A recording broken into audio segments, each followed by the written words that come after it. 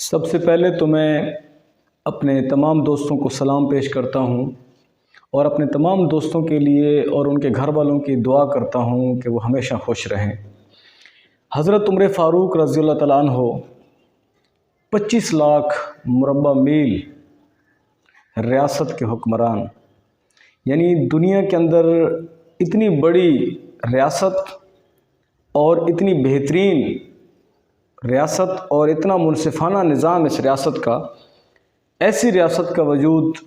حضرت عمر فاروق کی ریاست کے بعد زمانے نے نہیں دیکھا۔ حضرت عمر فاروق رضی اللہ تعالیٰ عنہ کہتے ہیں کہ میں کسی شخص کو دیکھتا،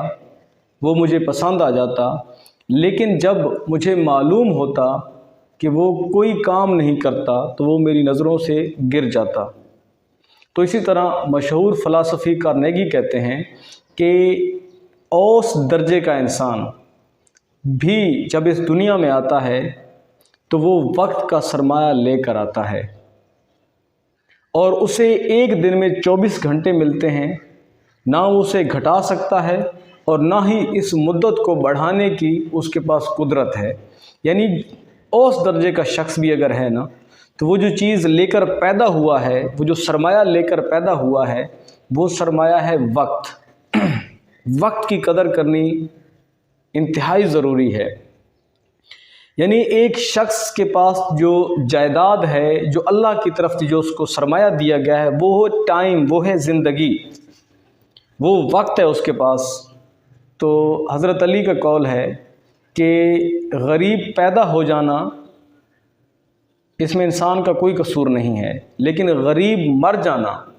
اس میں انسان کا قصور ہے۔ یعنی وقت کی قدر نہ کرنا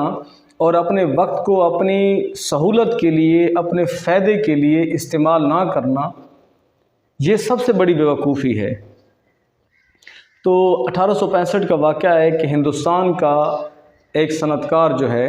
وہ اپنے لوگوں کے ساتھ جرمنی جاتا ہے۔ یعنی جرمنی نے اپنے زمانے کے اندر بڑی ترقی کی، تو اس کی ترقی کے پیچھے اس کا کیا راز تھا وہ بیان کرتا ہے وہ جو صنعت کار ہے کہ اصل میں جو اس کی ترقی کا راز ہے وہ کیا ہے۔ تو وہ جرمنی جاتا ہے اور وہ وہاں پر فیکٹریز جو ہے، وہاں فیکٹریز کا دورہ کرتا ہے، اور فیکٹریز کا دورہ کرتے ہوئے جب وہ ادھر ادھر اندر گھوم رہا ہے اور دیکھ رہا ہے فیکٹری کو، لوگوں کو کام کرتے ہوئے،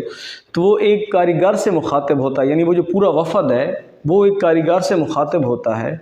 اور وہ جو کاریگر ہے اس سے کچھ سوال کرنے لگ جاتے ہیں، اس سے کچھ سوال پوچھتے ہیں، یعنی وہی ریلیونٹ سوال پوچھتے ہیں۔ تو وہ کاریگر اپنے کام میں لگا رہتا ہے، ان کی طرف دھیان نہیں دیتا۔ یعنی وہ جرمنی کا جو کاریگر ہے وہ ان کی طرف کوئی دھیان نہیں دیتا، وہ اپنے کام کے اندر لگا ہوا ہے۔ تو تھوڑی دیر کے بعد جب کھانے کا وقفہ ہوتا ہے، گھنٹی بجتی ہے، کھانے کا وقفہ ہو جاتا ہے، تو وہ بندہ وہاں سے فری ہوتا ہے، وہ وفد ہے صنعت کاروں کا، ان سے مخاطب ہو کر کہتا ہے کہ کیا آپ کے ملک کے اندر جب لوگ کام کر رہے ہوتے ہیں، کاریگر جو ہیں یا ہنرمند جو لوگ ہیں، وہ جب کام کر رہے ہوتے ہیں تو کیا ان سے سوالات کیے جاتے ہیں، ان سے گپ شپ کی جاتی ہے؟ تو اگر ایسا کیا جائے تو اس طرح سے تو پھر کام کے بہت سارے منٹ ضائع ہو جاتے ہیں اور کمپنی کو نقصان ہو جاتا۔ اگر میں بھی آپ کے ساتھ گپ شپ کرنے لگ جاتا تو میری بھی چند منٹ جو کام کے ہیں وہ ضائع ہو جاتے اور کمپنی کو اس سے نقصان ہوتا۔ تو اس طرح وہ صنعت کار کہتا ہے کہ مجھے وہاں پہ پتہ چلا کہ ایک کاریگر جو ہے، ایک مزدور جو ہے، ایک کام کرنے والا جو ہے کمپنی یا فیکٹری کے اندر، وہ وقت کی کتنی قدر کرتا ہے۔ تو مجھے وہاں سے پتہ چلتا ہے کہ جرمنی نے اتنی ترقی کیسے کر لی۔ یعنی جرمنی نے وقت کی قدر کی، جرمنی کے لوگوں نے، ان کے سٹیزنز نے وقت کی قدر کی اور وہ جرمنی ترقی کر گیا۔ تو اسی طرح سنت نہال سنگھ لکھتے ہیں کہ میں انگلینڈ کے اندر گیا اور انگلینڈ کے اندر میں نے ایک جھاڑو دینے والے کو دیکھا کہ وہ جھاڑو دے رہا ہے سوئی پر۔ تو میں نے اسے کہا بھائی مجھے تصویر کھینچنی ہے، یعنی میرے پاس کیمرہ تھا اور میں نے اسے کہا کہ میں نے تصویر لینی ہے آپ کی۔ وہ کہتا ہے کہ میں اس سے مخاطب ہوا، حالانکہ میں اس کی تصویر، میرے اچھا لینس تھا، میں اس کی تصویر ویسے بھی لے سکتا تھا، لیکن پھر بھی میں نے کہا کہ بہتر ہے کہ اسے اجازت لی جائے اور یہ اچھی طرح سے اپنی تصویر بنوائے گا تو میں اس کی تصویر بناؤں گا۔ تو اس شخص نے آگے سے کیا کہا؟ اس شخص نے آگے سے کہا، وہ جو سویپر ہے، وہ جو صفائی کرنے والا ہے، اس نے کہا جی آپ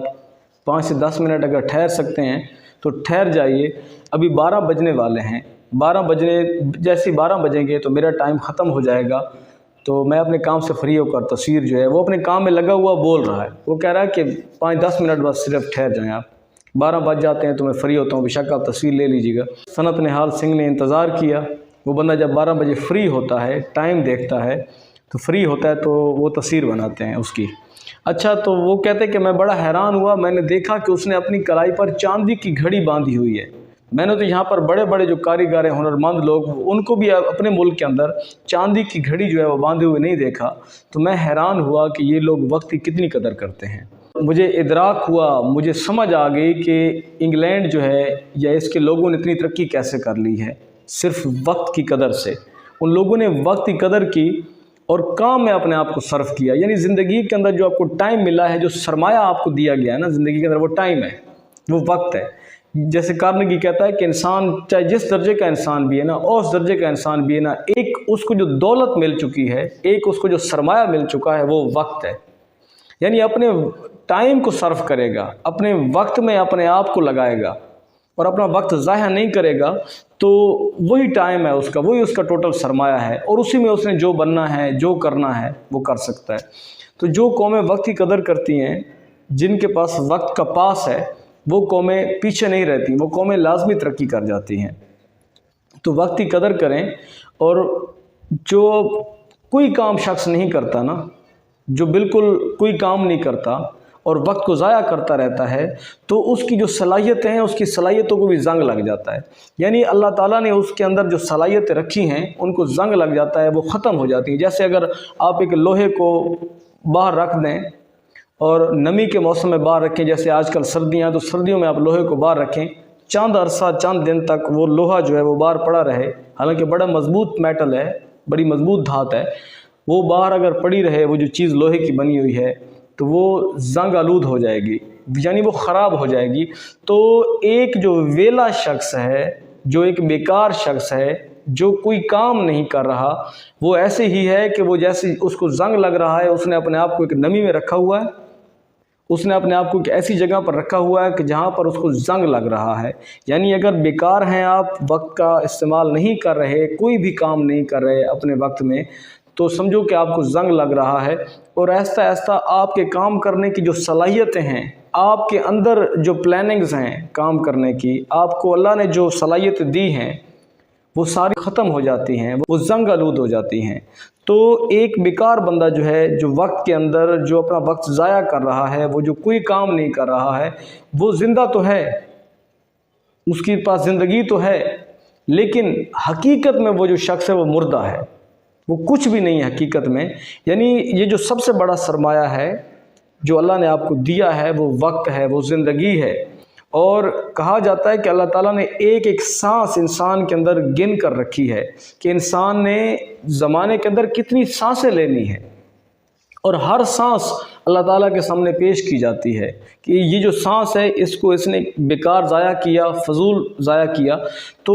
وقت کی قدر کرنا سیکھیں۔ یعنی آپ کو زندگی کے اندر جو ملا ہے نا، جو سب سے بڑا جو سرمایہ، جو سب سے بڑی دولت جو خداوند کی طرف سے، جو اللہ کی طرف سے آپ کو ملی ہے نا، وہ ٹائم ہے، وہ زندگی ہے، وہ وقت ہے۔ اگر آپ کے پاس صلاحیتیں ہیں، اگر آپ معذور نہیں ہیں، اگر آپ کا دماغ، ہاتھ پیر سلامت ہیں، تو پھر اپنے آپ کو صرف کریں، تو پھر اپنے ٹائم کو ضائع مت کریں۔ یہ جو سب سے بڑی دولت ہے جو اللہ کی طرف سے دی گئی ہے، اس کو ضائع مت کریں۔ بیکار اپنے آپ کو ہرگز نہ رکھیں۔ بیکار بیٹھے رہیں گے تو آپ کی تمام تر صلاحیتیں زنگ آلود ہو جائیں گی، آپ کی تمام تر صلاحیتیں بیکار ہو جائیں گی۔ یعنی بیکار شخص کی صلاحیتیں بھی بیکار ہو جاتی ہیں۔ تو اس لیے اپنے آپ کو صرف کریں اور اپنے وقت کی قدر کریں، اور اپنے وقت کے اندر ہی اپنے آپ کو کنزیوم کر کے اپنی صلاحیتوں میں اضافہ کریں۔